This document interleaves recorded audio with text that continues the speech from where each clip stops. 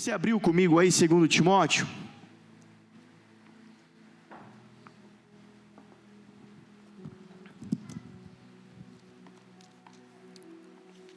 A segunda carta do apóstolo Paulo para Timóteo. Nós vamos ler o capítulo 4 dessa carta.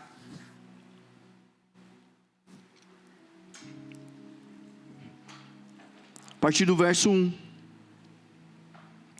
Na presença de Deus e de Cristo Jesus, que há de julgar os vivos e os mortos, por sua manifestação e por seu reino, eu o exorto solenemente: pregue a palavra, esteja preparado a tempo e fora de tempo, repreenda, corrija, exorte com toda a paciência e doutrina, pois virá o tempo em que não suportarão a sã doutrina. Ao contrário, sentindo coceira nos ouvidos, juntarão mestres para si mesmos, segundo seus próprios desejos.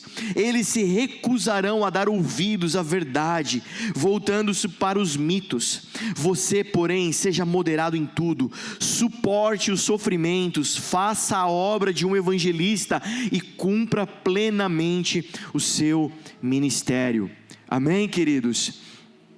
Carta de Timóteo, para Timóteo. A gente já vai, eu quero já te dar contexto sobre o que a gente acabou de ler, mas deixa eu começar falando sobre algo que não sei se você está sentindo agora, mas eu posso afirmar que daqui a pouco você vai sentir: fome.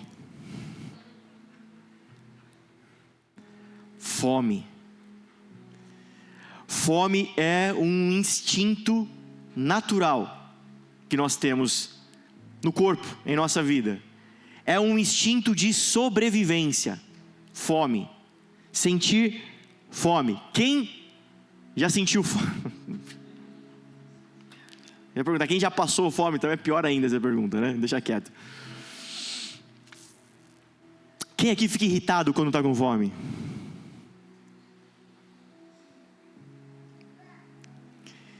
Quem tem fome tem pressa, não é isso? Fome não é vontade de comer. Quando nós estamos com fome, nós já passamos da vontade de comer. A vontade de comer já evoluiu para a fome. Fome mesmo. Não é vontade de beliscar alguma coisa. Fome. Quando você está em jejum. Quando você vai na clínica, com a guia de exame, fala: tá bom, para esse exame aqui você tem que ficar 48 horas de jejum, sem comer. Ah, não. Só da pessoa falar isso no guichê, você já começa a tremer. Ai, meu Deus, já estou passando fome já. Acabou de comer agora, mas já é só o psicológico. Fome. Fome. Eu lembro de anos atrás, e eu tive problema de apendicite, né? Eu comecei numa terça-feira a sentir algumas dores, um desconforto abdominal, umas dores aqui assim no abdômen, assim, um desconforto. Falei com a minha amiga médica, nossa médica, a médica da igreja, a médica da família: Ariane, estou sentindo uma dor aqui assim. Toma Lufital, é gases. Quarta, quinta, sexta, sábado eu fui jogar bola, tomei uma bolada aqui, começou a doer aqui do lado. Falei: nossa, sabe que bolada que eu tomei? Pegou de mau jeito. No domingo eu estava tendo febre de 40 graus. Ariane, você tem certeza? Não, é alguma coisa que você comeu. Você comeu feijão? Não, Ariane, eu acho que não é isso não. Bom, segunda-feira fui correndo para o hospital, era apendicite. Cheguei 6 horas da manhã no hospital. Acordei com febre, mal. Pensei: olha, eu vou para o hospital bem cedo, porque se eu for medicado, não for nada, se eu melhorar, eu vou trabalhar. De lá eu vou direto pro trampo, para a empresa. Se eu tiver ruim, tiver pior, alguma coisa, pegar um atestado, eu volto para casa. Então eu fui bem cedinho assim, tipo 6 horas da manhã, no hospital. Você chega lá, você sabe, né? Quando você chega no hospital, o que acontece? Quando você vai chegando na porta, aquela porta de vidro que se abre sozinho para você. Olha aí. Aleluia. Um tapete vermelho é estendido para você, não é isso? Um espumante com bandeja, né? Uma poltrona bem confortável igual de cinema. Fala, olha, em 2 minutos já será atendido, ok? Vai para a sala VIP. Não é assim, gente? Não, senta na cadeirinha ruim, espera horas, até a sua hora de ser atendido. Naquele dia, eu acho que foi uma pandemia de apendicite. Todo mundo... O microfone está meio estranho, impressão minha? Tá bom para vocês aí? Parece que está rachando. Bom, acho que foi um surto de apendicite, todo mundo está lotado naquele hospital. E demora. E eu fui o quê? Sem comer. Por quê? Porque depois eu como. Não estava com apetite, não estava bem, não comi. Bom, demorou para ser atendido. Quando fui atendido, é suspeita de apendicite. Vamos fazer exame. Vamos... minto. Eu lembro que eu tinha tomado assim, tipo um café com leite, um pedacinho de pão. Vamos fazer exame de urina, vamos fazer ultrassom. Você comeu alguma coisa? Comi. Tem que ficar 4 horas em jejum. Então vamos ter que esperar umas 4 horas, para depois fazer o exame, para depois... Foi o dia inteiro sem comer nada. Para no final, lá na noite, sair o resultado do exame, constatar que era apendicite, para ser internado. Então eu cheguei às 6 da manhã, para ser internado às 10 da noite. Falei, bom, agora que eu estou no quarto, acho que eu vou comer alguma coisa. Não, você está louco, você não pode comer nada. Amanhã a gente vai operar você. Você tem que ficar em jejum. Bom, eu sei lá quando que eu fui comer novamente, porque imagina, quando foram me operar, o negócio já estava feio já, né? Tiraram o apêndice, um rim, tiraram um monte de coisa. Oh, Jesus. Enfim, fome. Quem tem fome tem desejo. Desejo é uma coisa, vontade é outra. Quem tem fome tem desespero. As pessoas com fome fazem cada coisa, elas roubam, elas matam por fome. Amigos nossos missionários que fazem trabalho no Piauí, o trabalho lá é tão duro, tão difícil, porque é comum a cena, quando se entra para o sertão, é comum as cenas de famílias que vendem seus filhos de 10, 9, 8, suas filhas, 10, 9, 8 anos, para serem casadas, para casarem com senhores de 60, 50 anos, em troca de um saco de arroz. É comum. Quem tem fome, tem desespero. E quem tem fome faz alguma coisa, não é isso? Quem tem fome faz alguma coisa. Quem tem fome vai trabalhar. Provérbios diz isso, que a fome faz o trabalhador trabalhar. Quem tem fome age. Quem tem fome vai atrás. Quem tem fome se levanta. Tirando os adolescentes, quem tem fome, mãe, tem alguma coisa pronta? Quem tem fome faz um miojo. Vai miojo, vai miojo. Miojo se torna um banquete quando você tem fome, não é isso? Não é isso mesmo?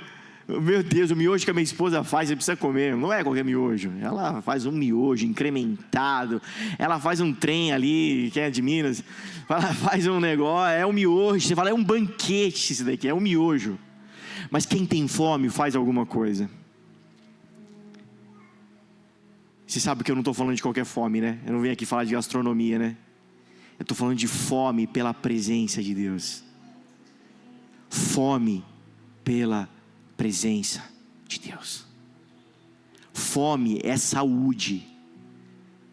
Quando você não está saudável, primeira coisa que acontece, você perde o apetite, perde a fome. Você perde o desejo de comer. Fome é saúde. Aqueles que estão saudáveis espiritualmente são aqueles que têm fome da presença de Deus. Muitos estão perdendo a fome. E por isso estão adoecendo. Alguns motivos para se perder a fome: a falta de disciplina. Por exemplo, um adulto saudável, consciente, ele tem plena certeza, convicção, plena disciplina das principais refeições ao longo do dia que ele tem que fazer, amém? Né? Toda vez que dá tipo 11 horas da manhã e você pensa em abrir um chocolate, na tua cabeça a tua mãe grita: vai estragar o almoço, moleque, não é hora de comer chocolate agora, de comer besteira. Se você teve uma boa mãe, né, que te educou bem nas disciplinas alimentares. Todo adulto saudável que sabe disso, ele preza pelas principais refeições do dia. Não é isso, gente?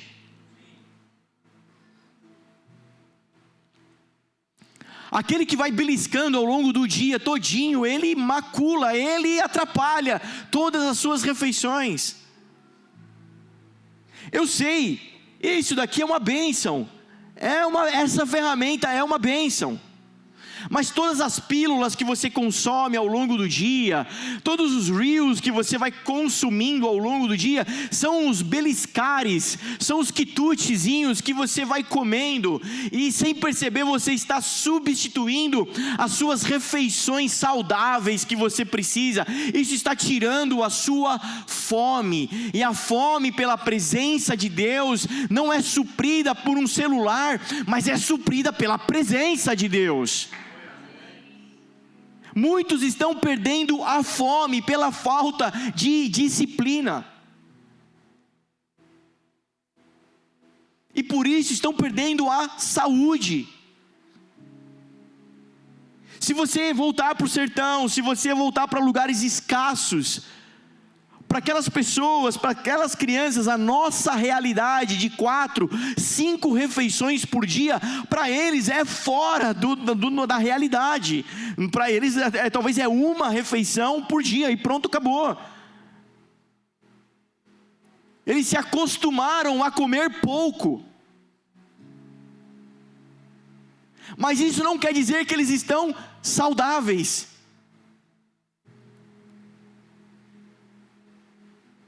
O que se traz de relatório e de relato, o que é comum: crianças subnutridas, com a falta de ferro, a falta de minerais, é normal. E se você perguntar para ela: você está com fome? Não, não estou. Porque ela já se acostumou a comer pouco. Só que essa realidade está adoecendo ela, impedirá de que ela cresça, se desenvolva. Nós fazíamos o trabalho no Cata Preta aqui, o projeto Semear, e nós entramos ali com o Sparks para ajudar, era um projeto de contraturno, de ensino das crianças. As crianças iam para a escola de manhã e à tarde tinha um contraturno ali no projeto ali. Elas tinham reforço de matemática, de português das aulas, tinha o reforço para elas serem alfabetizadas. Você sabe que o sistema de ensino hoje não alfabetiza, criando um batalhão de brasileiros semi-analfabetos. Enfim, o que a gente percebeu? Primeira coisa que a gente pensou: poxa, vamos criar uns uniformes para as crianças. Agora as crianças têm camiseta, têm moletom. Olha só que bênção. Não, elas precisam de material escolar, ou escrevendo com cotoquinho de lápis assim, ó, desse tamanho. Não dá para... Material escolar. Fizemos uma campanha de arrecadação de material escolar: caderno, lápis de cor, sulfite, material escolar. Sabe o que foi a dificuldade que a gente começou a encontrar no projeto, que a gente percebeu no projeto? O déficit de atenção das crianças era enorme. Por causa de quê? Da fome. Porque elas saíam da escola e iam direto para o projeto, e talvez algumas iriam comer só à noite. Fome, quem tem fome não tem atenção. Quem tem fome tem desespero. Quando você está com fome, você só tem cabeça para o alvo do seu desejo: matar a fome. Não é isso, gente? Quem tem fome não se distrai com outra coisa, não tem outra prioridade. Um cristão com fome da presença não tem tempo para pecar, não tem tempo para se distrair. Ele só tem olhos, só tem coração, só tem mente para o alvo da sua fome. Se você tem olhos para muita coisa nessa vida, queridos, talvez você já perdeu a fome. E qual que é a fome do crente? Qual que é o alimento do crente? A palavra de Deus. Amém? Nem só de pão viverá o homem, mas de toda a palavra de Deus. É a palavra de Deus que mata a fome do cristão. O cristão não come com a boca, o cristão come com os ouvidos. A palavra de Deus, amém? Amém mesmo? Será que amanhã você tem fome da palavra de Deus? Sabe, em nome de Jesus, que ao final da pregação, você tenha sido como alguém que sente um cheiro, um aroma e começa a ter apetite. Que você seja levado a se mexer e ir atrás do alimento.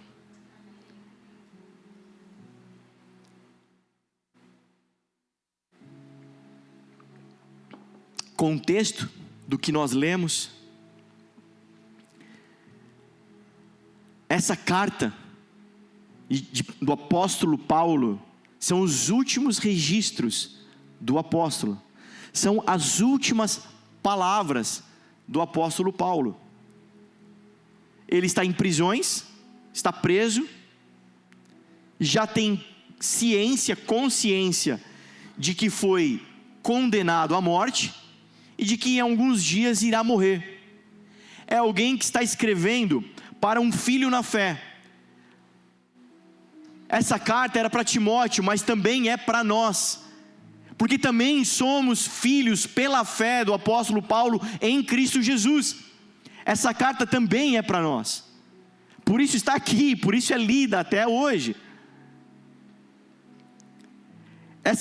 Essas palavras, elas não ganham só cunho histórico, registro histórico. Ela não está na Bíblia só para fazer registro histórico e te contar que um dia o apóstolo Paulo escreveu isso para alguém. Ela está escrita para impactar de forma profética e apostólica a mim e a você.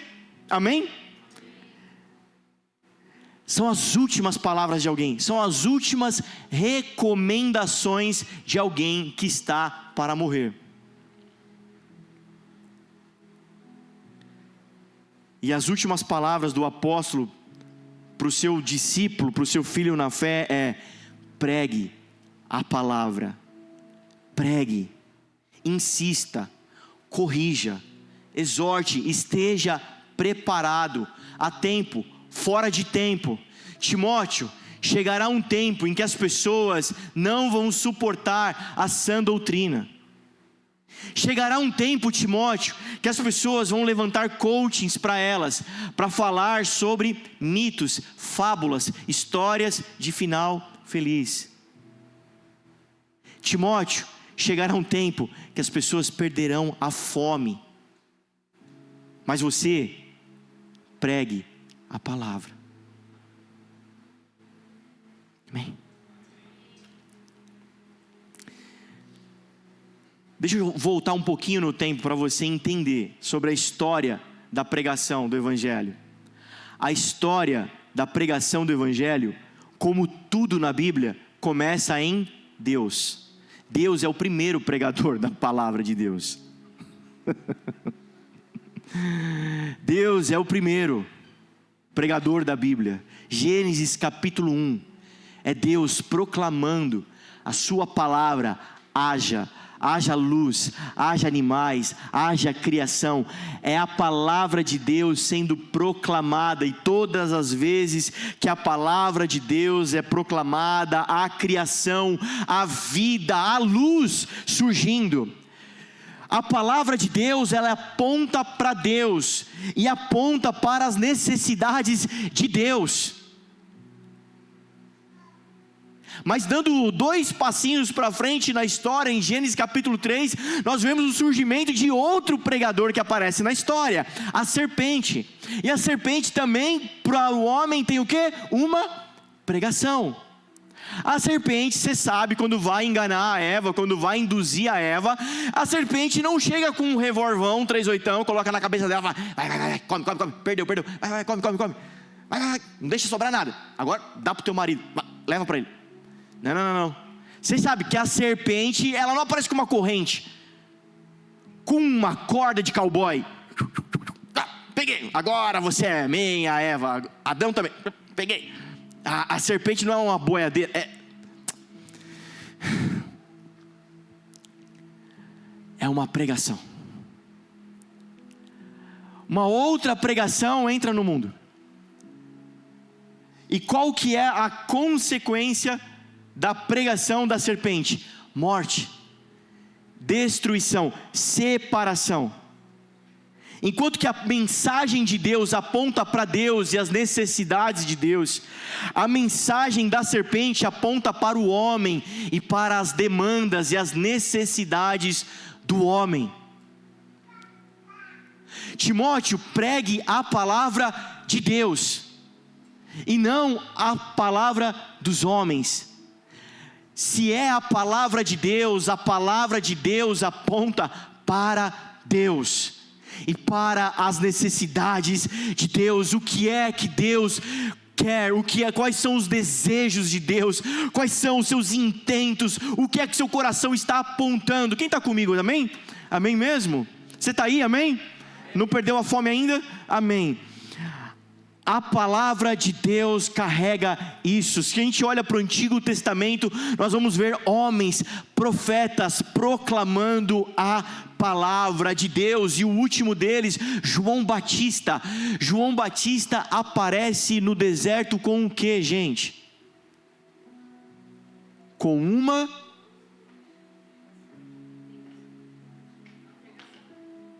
uma pregação. João Batista aparece no deserto com uma bola. Quem quer jogar? Põe o dedo aqui. João Batista aparece no deserto com uma música. João Batista aparece com uma pregação. E qual era a mensagem da pregação? Qual era o teor da mensagem de João Batista? Arrependam-se. Mais para frente Jesus aparece, 30 anos em anonimato, 30 anos vivendo como alguém comum, mas depois de 30 anos ele vai começar o seu ministério, ele vai até João Batista para ser batizado nas águas. De lá ele sai para o deserto, para ser tentado por Satanás. Quem lembra dessa passagem? Passado 40 dias em jejum no deserto, Jesus teve fome. E no meio da fome ele vai ser tentado. E qual é o teor da pregação das 3 pregações de Satanás? As demandas do homem. Qual é o teor da pregação da serpente? Não vá para a cruz.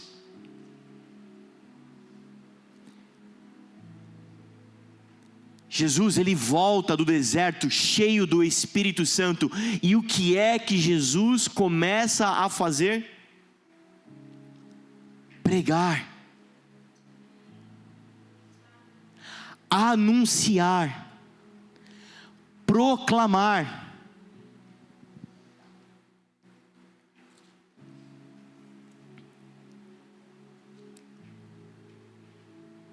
Não para aí, né? Não para em Jesus, glória a Deus. Discípulos, eu estou indo. Mateus 28, Marcos 16, estou indo. Vocês vão pelo mundo e preguem o Evangelho. Não. Peraí. Eu acredito que os discípulos já estavam dobrando a esquina. Não, peraí. Volta. Mas antes de ir, esperem. Assim como Jesus esperou, vocês também esperem até que do alto sejam revestidos do Espírito Santo. Aí sim vocês vão e preguem o Evangelho. Anota isso. Se você está anotando, anota isso. Espírito Santo. É o ministério do Espírito Santo pregar a palavra. Não se faz isso sozinho. Pastor, eu estou carregando o Espírito Santo. Pastor, o Espírito Santo tem andado sobre mim. Uma das marcas do Espírito Santo em nós é a pregação do Evangelho. É a proclamação do Evangelho.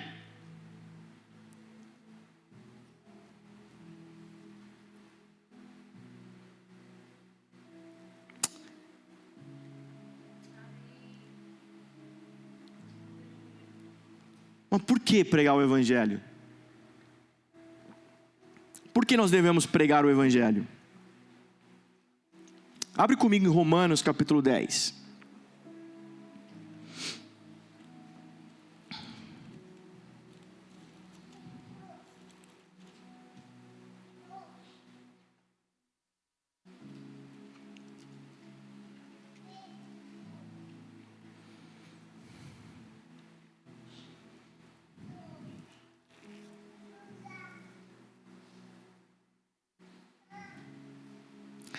Romanos 10, 12 vai dizer assim: não há diferença entre judeus e gentios, pois o mesmo Senhor é Senhor de todos e abençoa ricamente todos os que o invocam, porque todo aquele que invocar o nome do Senhor será salvo. Como, pois, invocarão aquele em quem não creram? E como crerão naquele de quem não ouviram falar? E como ouvirão se não houver quem pregue? E como pregarão se não forem enviados? Como está escrito, como são belos os pés dos que anunciam boas novas. Por que pregar o Evangelho? Porque onde há pregação do Evangelho, onde há a palavra de Deus, há fé. Aonde há pregação do Evangelho, há salvação, há vida, há luz, há sal.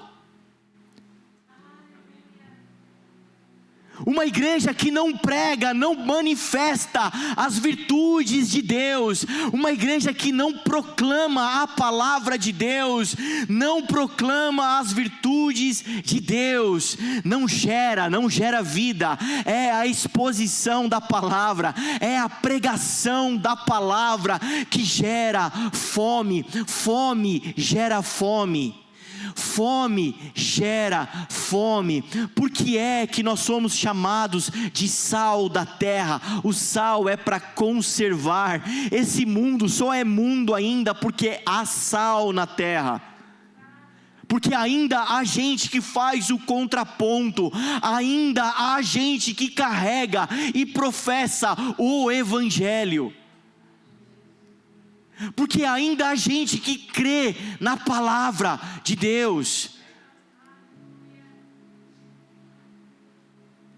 Por quê? Por que devemos pregar o Evangelho? Porque estamos na era do Espírito Santo.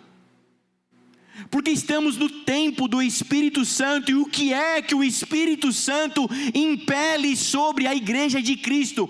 A pregação do Evangelho. Dia de Pentecostes, 120 homens cheios do Espírito Santo, Ricardo, cheios do fogo do Espírito Santo, como línguas de fogo sobre as suas cabeças, cheios do Espírito Santo. O que é que eles começam a fazer? Rodopiar. É para isso que o Espírito Santo vem, não é isso? Eles começam a sapatear, não é isso? Eles começam a fazer algumas... Não, o que é que eles começam a fazer, gente? Pregar o Evangelho. Eu quero ser cheio do Espírito Santo para falar línguas estranhas. Nós clamamos, nós temos fome por uma igreja cheia do Espírito Santo, para que o Evangelho seja anunciado no meio do caos, das trevas, em famílias quebradas, em famílias destruídas. Semana passada nós pregamos sobre a coragem. Nós falamos, Deus usa as nossas mãos. Quem orou isso semana passada? Deus usa as minhas mãos, nos dá coragem para pregar corajosamente. E hoje você está recebendo essa porção, dessa mensagem, desse ímpeto, desse envio sobre todo filho de Deus, sobre todo crente, sobre a igreja de Cristo Jesus. Há um impelir do Espírito Santo, há um empurrar do Espírito Santo. Para quê? Para cantar na banda, para trabalhar na porta. Não, é mais que isso, é para pregar o Evangelho. Por quê? Porque somos enviados. Marcos 16, 15, vão por todo o mundo e preguem este Evangelho a toda criatura. Preguem, preguem, preguem, anunciem, anunciem. Quando nós tomamos Santa Ceia, nós estamos anunciando. Quando nos reunimos aqui, nós estamos anunciando.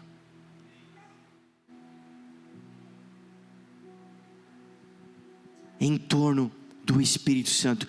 Ainda hoje, mais uma vez, mais um dia, mais um domingo, ainda há um chamado, ainda há um convite, ainda há um clamor, dizendo, sejam cheios do Espírito Santo, tenham fome pela presença de Deus, não percam sua fome. Olha, muitos estão se perdendo, se desviando, estão se distanciando.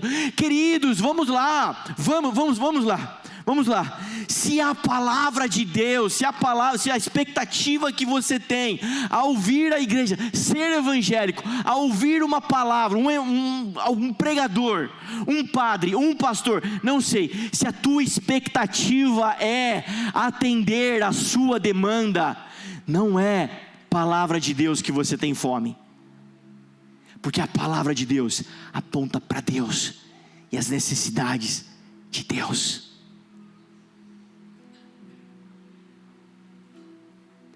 Jesus, quando é que teve fome?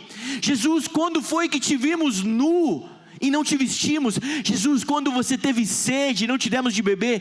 Quando esteve em prisões e não fomos atrás de você? O que é que Deus chora? Pelo que é que Deus está clamando agora? Pelos que sofrem, pelos que morrem, pelos que se perdem. Nós podemos construir um ambiente evangélico, nós podemos construir aqui um impériozinho viva, nós podemos construir um lugar que supre as nossas carências e demandas. Aquele que precisava de aprovação agora é aprovado, aquele que precisava de liderança agora tem um lugar para liderar, aquele que precisava de reconhecimento na vida agora tem um lugar, um ambiente, uma tribo social para você se encaixar. A gente pode criar esse lugar, a gente pode trabalhar para ter esse lugar que a gente vem e se sente confortável, esse lugar que faz com que a gente entra e saia e nada vai nos matar, e nada vai acontecer. Nós conseguimos fazer isso, mas não é o desespero do nosso coração. Quando eu digo nosso, eu posso falar por mim, toda a liderança dessa casa. Não é a nossa fome, não é o nosso desespero. Nós não estamos gastando a vida e nos comprometendo para te entreter, porque com certeza a Marvel, Hollywood, Netflix faz isso muito melhor do que eu. Eu não tenho uma fábula para te contar, eu não tenho uma história do Pinóquio, uma história de Jonas, algo que vai te afagar, massagear você. Se nós formos pregar qualquer passagem da Bíblia, o único alvo é Ele, suas necessidades, Ele, a devoção a Ele, o amor a Ele, as necessidades dEle. E qual é a necessidade? O que é que Ele te pediu? Vão e preguem o Evangelho. Você pode dar o dízimo com a expectativa de receber 100 vezes mais, mas você pode dar o dízimo para pregar o Evangelho. Aqui há uma porta de pregação, aqui há um hub do reino de Deus, um lugar onde pessoas podem se conectar a Deus. Vale a pena investir, vale a pena gastar as economias, porque nós estamos pregando o Evangelho. Vale a pena ensaiar algumas músicas, vale a pena montar as cadeiras, porque nós estamos pregando o Evangelho. Vale a pena ir de quarta-feira no PG, vale a pena me conectar com a igreja, porque nós estamos pregando o Evangelho. Vão pelo mundo e anunciem o Evangelho. Pastor, mas e eu? E os meus problemas? E as minhas necessidades? E os meus sonhos?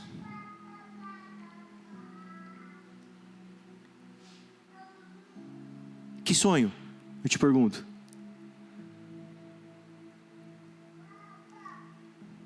O morto tem sonho? Quem já morreu tem realizações? O nosso convite é crucificar nossa vida com Cristo também. É perder para ganhar. Os meus sonhos são os sonhos de Deus. Os meus intentos são os intentos de Deus. Irei para os Estados Unidos, se Deus quiser. E se Ele quer, com certeza, é porque você vai pregar o Evangelho.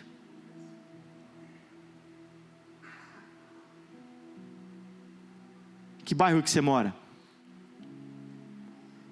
Fala bem alto. Vou contar até 3, você vai falar bem alto o bairro que você mora. Todo mundo junto. 1, 2, 3 e... Entendeu? Se você mora aí, é porque Deus quer. Se a sua vida está nele, amém?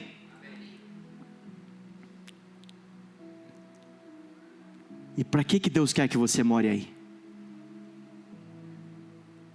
Para pregar o Evangelho.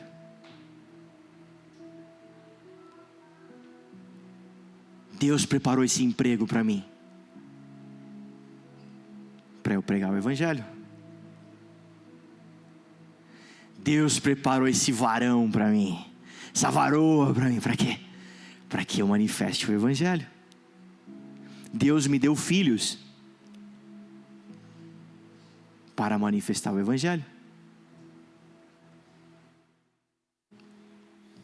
E o que nós pregamos então? Pregamos porque há necessidade. Como crerão se não ouviram? E como ouvirão se ninguém está pregando? É necessidade. Existe um envio. Mas o que nós vamos pregar então? Pastor, amém, eu quero obedecer, eu quero viver isso daí, é isso mesmo, eu entendi a mensagem, eu amo essa mensagem, eu quero pregar o Evangelho mesmo. E o que eu tenho que pregar? Como? O que é para pregar? O Evangelho, Jesus Cristo. Não pregue outra coisa. Pregue Gênesis 3,15. Lá começou o Evangelho, e é o mesmo até hoje. É de Gênesis 3,15 que Isaías estava falando. Moisés, Jacó, todos estavam falando do mesmo versículo da Bíblia. Todos estão falando da mesma. Você não vai ter outro evangelho. Você não vai pregar o evangelho dos homens. Você vai pregar o evangelho de Deus.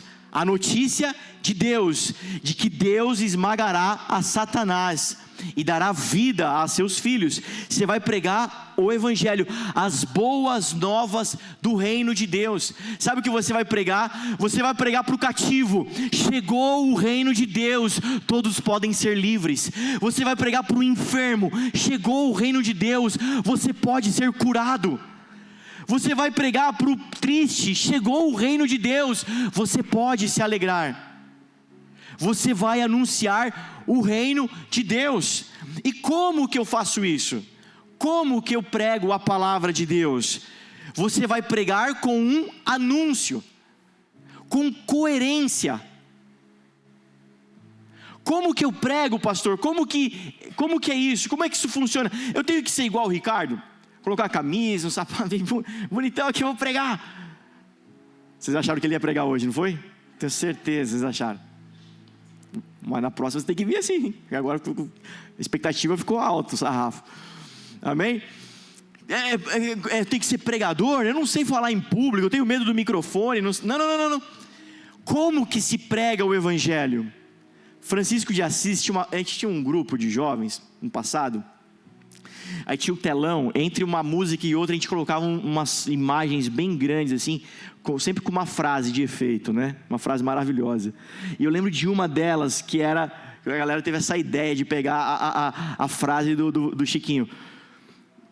Nós é brother. Pregue a palavra, se necessário, use palavras. Quem já ouviu essa frase? Ô gente, vamos subir aí. Pregue, se necessário, use palavras. Eu sempre achei linda essa frase, né? Aí você começa a refletir um pouquinho mais sobre isso, né? Mas vamos dar um boi pro homem, né? Vamos tentar entender o que esse homem estava tentando dizer. Ele estava tentando dizer que a nossa vida também prega. Ele estava querendo dizer que o nosso estilo de vida também anuncia o Senhor. Amém? Ele estava tentando dizer que não são só palavras soltas, mas a coerência do que se fala prega. E o desafio é não informar as pessoas, mas comunicar as pessoas. E a comunicação exige coerência. Quando as informações se convergem. Quando você vê um cartaz, um banner, um anúncio de uma oferta, mas as informações estão cruzadas, as informações não falam uma com a outra, aquilo não comunica. Aquilo traz até um pouco mais de confusão do que de informação, não é isso? Você fica meio perdido. O que esse homem está tentando dizer é que há uma coerência. Como que eu prego? Com amor eu prego. A nossa vida prega com amor. A mensagem que carregamos precisa ser coerente com o que anunciamos. E o que é que nós estamos pregando? Não morram. Não morram. O prédio está pegando fogo.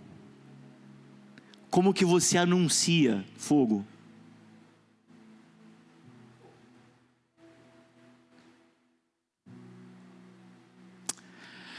Eu sou tão tímido, eu não sei como é que fala isso. Imagina lá eu vou apelar, né, agora, né? Imagina na Boate Kiss. Nossa, voltei agora, né? Lembra desse episódio? Triste, né? Alguém viu o fogo? Não sei se as pessoas vão me ouvir, né? Eu sou meio tímido para falar em público. Eu não sei como é que fala. Como é que fala? Não sei. É condizente, não é? Imagina que o Zac acabou o culto, está brincando de bola ali na frente, e a bola corre para a rua, e os carros vindo, e aí o pai está na escada ali, olhando, né? Aí o pai vai falar o quê? Vai abastecer o seu filho de informações, não é isso? Filho, calculando a massa do carro, na velocidade, cerca de 40 km por hora dessa rua, a resistência corporal, a massa corporal do seu corpo, provavelmente... Não é isso? É condizente. Pessoas estão morrendo. familiares, pessoas que você ama, estão morrendo. Seus amigos do trabalho estão morrendo. Se necessário for abrir a Bíblia e contar uma passagem bíblica, faça isso. Se necessário for uma conversa, um café, se necessário for estar junto, falando, faça isso, mas pregue com a sua vida, em nome de Jesus. Pessoas estão morrendo em nome de Jesus.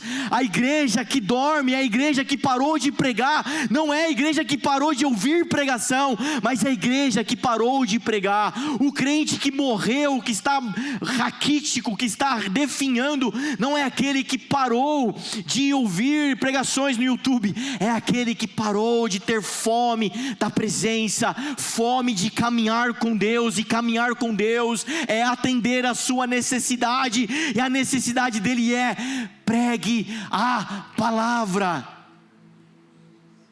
Se não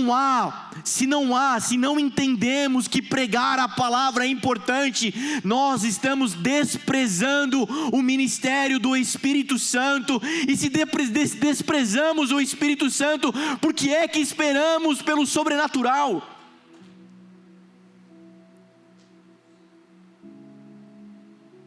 Nós não queremos ser uma igreja raquítica, uma igreja com útero seco. Mas a palavra vai dizer: ainda que sejamos, ainda Ele faz da estéril mãe de filhos. Desperta, tu que dormes, levanta, se coloca no caminho, se coloca na missão. Nós falamos mais uma vez, eu quero te encorajar: Senhor, aqui está as minhas mãos, está a minha vida, usa-me. Sabe, há alguns dias atrás, estava ali passando pela fábrica, e aí passando no setor de um rapaz, ele falou: cheguei, Júnior, vem cá. Eu encostei ali na bancada dele, ele falou: cara, ele sabe que eu sou pastor? Cara, eu estou com um problema. Está acontecendo isso na minha vida, e eu preciso que você me ajude. Poxa, mas você não é evangélico? Sou. Você não está indo na igreja? Vou. Você não tem pastores? Você não tem líderes? Você já conversou com o seu pastor? Você já conversou com eles? Eles te orientaram alguma coisa? Não conversei com eles. Mas então por que você quer conversar comigo? Porque eu observo sua vida, e eu quero ouvir o que você tem para falar.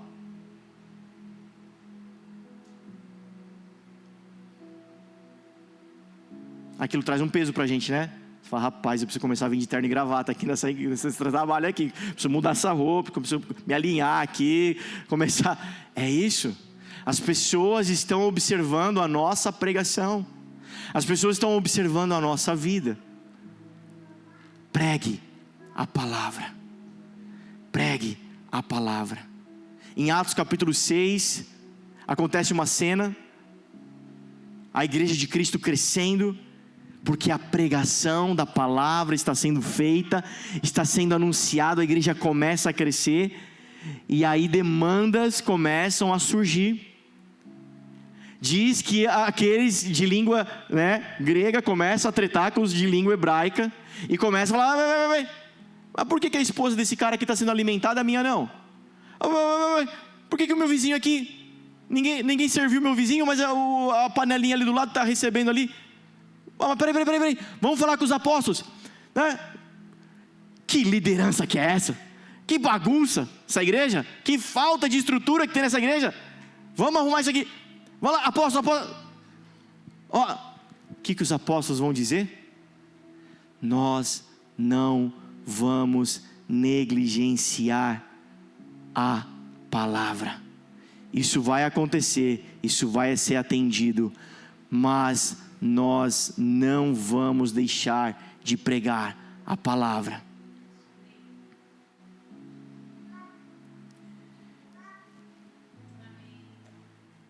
Hebreus capítulo 2, eu fechei aqui, estava aberto, e eu encerro com essa mensagem de Hebreus capítulo 2.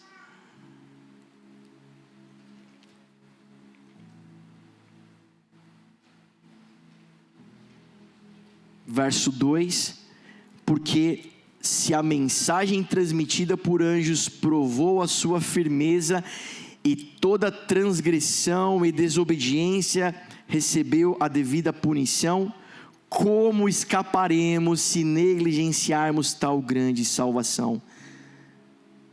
Essa salvação, primeiramente anunciada pelo Senhor, foi-nos confirmada pelos que a ouviram. Essa manhã, há um convite para nós, darmos uma resposta ao Senhor e à sua palavra. Nós não negligenciaremos a pregação. Pastor, como eu prego? Conte o seu testemunho. Quem aqui tem um testemunho de algo que Deus fez na sua vida? Levanta a mão bem alto, deixa eu ver. Conta isso para as pessoas. Conta o que Deus fez. Conta o que Deus faz. Conta o que Deus é. Conta a sua história. Conta sobre a alegria que você carrega. Conta sobre a esperança que você tem. Pregue a palavra.